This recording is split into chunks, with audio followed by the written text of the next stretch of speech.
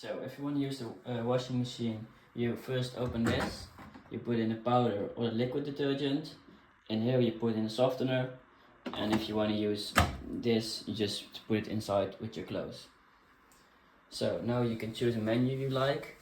Let's say you want rapido, just 15 to 30 minutes, and if you want to turn it on, you press here until you hear the beep, and then it takes a while, and then it's gonna turn on. If you want to turn it off, you just put it in this and it turns off.